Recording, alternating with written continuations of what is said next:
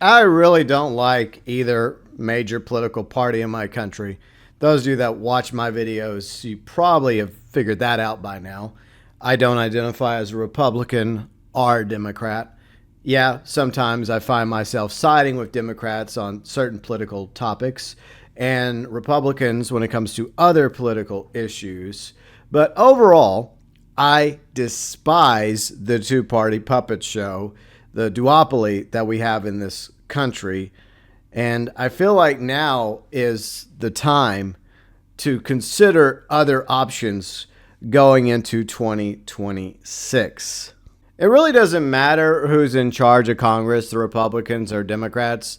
They've taken turns over previous elections. Congress approval ratings are usually low, and they rarely get shit done because they're too busy blaming each other, demonizing each other, dividing the country even further between the far right and the far left, instead of actually doing their damn job and working together in order to come up with solutions to the problems that we as a nation face.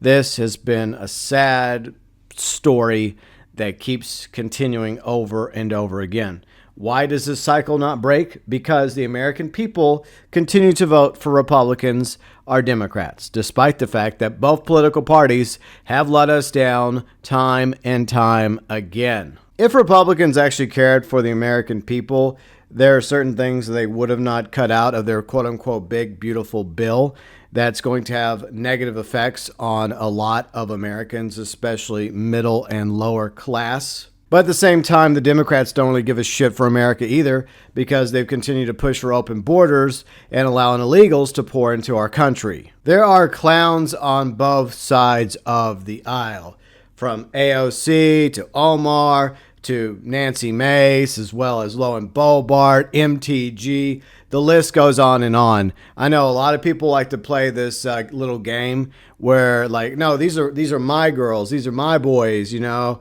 they can't do no wrong, and they just demonize the other side, while their side has their own prima donnas and ass clowns always hogging for the spotlight.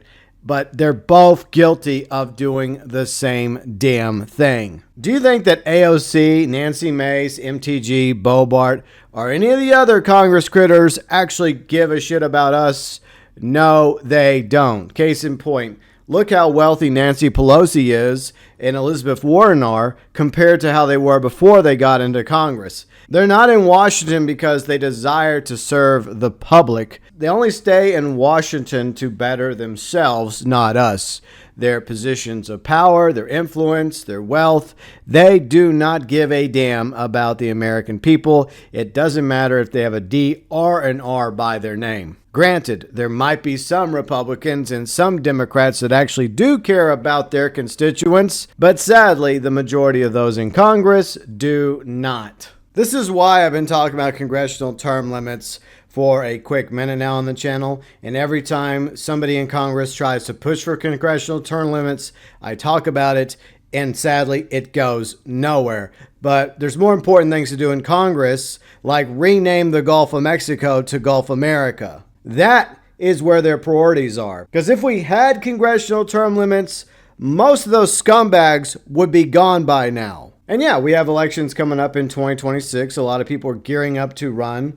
But I sit here thinking, well, should I run for office? Do I want to be a Republican? No, I don't, because I don't want to be treated the way Massey is for every time he goes against the MAGA Trump dick riders. At the same time, I'm not a fucking commie, and I believe in borders and ID as well as gun rights. So why the hell would I want to run as a Democrat? I cannot stand either one of these parties, and I am sick and tired of the American people continuing to give Democrats and Republicans a chance. I get it. The third parties suck. They have much smaller appeal when it comes to their tents. I used to be a libertarian. I get it, because not everybody in the country is a libertarian. There's a very small percentage of the population that do identify as libertarian, but that's not enough to make a difference, obviously, because the Libertarian Party has been around since the early 1970s, and, well, we see how good they're doing. Libertarian Party might currently be the third most popular political party in the country, but that's a very, very distant third place compared to the Republicans and Democrats. And everything else underneath the Libertarian Party, like the Ford Party, the Green Party, yada, yada, yada, barely makes a dent. You want to know why these political parties don't work out? Because all too often you see clowns show up for the Libertarian Party and the Green Party, and the Ford Party's like, oh, we might have a platform. What should our platform be? No, you've got to hammer down what the platform is. This is where we stand. This is how we feel about this topic and that one. And that's a big reason why I just could not get on board with the Ford Party, because they were so vague about a lot of things. It just frustrated me. I was just thinking to myself, make up your mind, Ford Party. Tell us where you stand on all these freaking issues. Maybe by now they actually do have a platform, or maybe they're still vague and they're still trying to sort it out. But sadly, most of the third parties in the country, including the Libertarian Party, only appeal to a very small percentage of the population. What is the solution? We need a third party that appeals to moderates. Those that identify in the middle are moderate left-leaning or moderate right-leaning, because moderates make up 34% of the population of the United States. Yet they're always trying to weave between the Republicans and Democrats. But no matter what, moderates often get burned by both political parties. Moderate Republicans get burned by MAGA. Meanwhile, moderates in the Democrat Party get burned by the far-left progressives. Which is why I have been personally putting a lot of thought over a while now, probably at least a few years now, into trying to start a moderate party. As you might have noticed, I don't really identify as a progressive or a conservative or a libertarian anymore, except for maybe a couple of things. I'm also not religious. I believe in freedom of religion, as long as you're not trying to push laws onto people and change countries like what's been happening in Europe and UK, Ireland, and some foothold situations in the US like Epic City. Might want to Google that. Believe what you want to believe, as long as you're not trying to force somebody else to believe what you want. I also don't want this country to become a theocracy,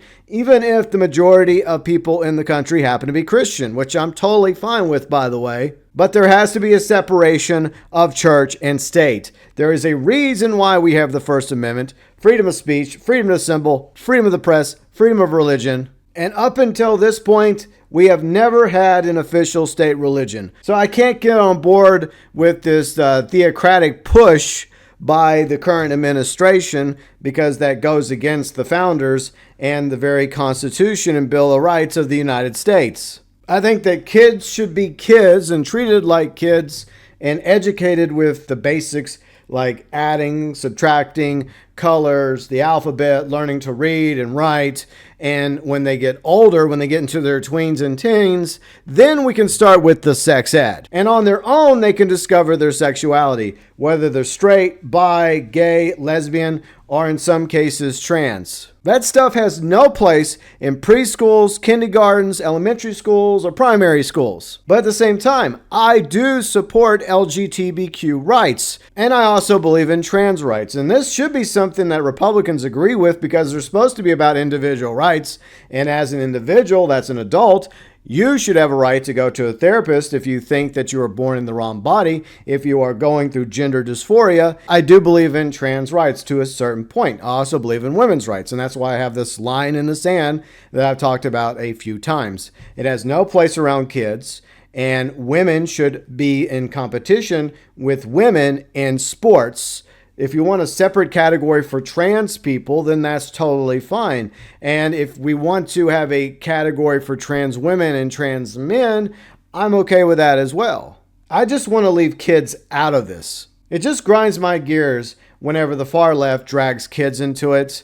Kids should just be allowed to be kids. Eventually, they'll sort out how they feel and what they want when they're older, in their tweens and their teens. In the words of Pink Floyd, leave the kids alone. So yeah, my opinions on things are complicated. I'm not completely on the right. I'm not completely on the left, which is why I have trouble supporting Republicans and Democrats.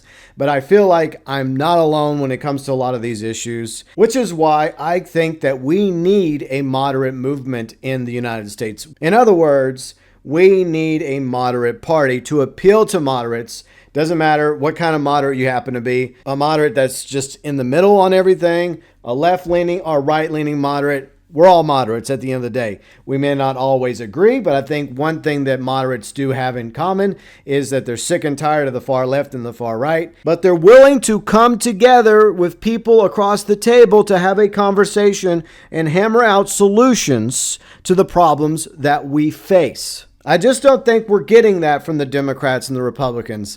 And I am beyond sick and tired of giving them chance after chance after chance with each and every election. Even if we don't have enough time to create a moderate party, I'm still considering running as an independent, but identify as a moderate in some sort of election, either at the local level, state level, or perhaps even for U.S. Congress in 2026. And hopefully a lot more Americans are considered doing the same thing. Are the odds of winning against independents that identify as moderate in future elections? Yes. But we have no chance of winning at all if we don't try. I wish I could do this myself. I wish I could put up the money and put up the effort and make the moderate party a thing, but I am just one person.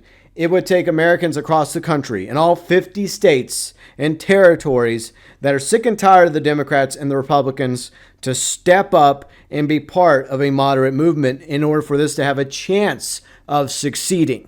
And the reality is, we're not going to win overnight. We'll lose again and again. But with each election, we might gain some ground and some seats in local and state and federal offices. Would we ever become a majority? I honestly don't know. But I think that the moderate movement could have a large enough influence if we actually were a organized body in local, state, and federal government to where it would force the Democrats and Republicans to work with us when it comes to certain topics that appeal to both sides. I'm done with voting for the Republicans or the Democrats or any of the other third parties out there. If we want to have any hope of saving our country from literally ripping itself apart thanks to the far left of the Democrats and the far right under MAGA and Trump, then it's beyond time for moderates across both sides of the aisle and independents to start making moves. This isn't about winning in 2026 or 2028 or even 2030.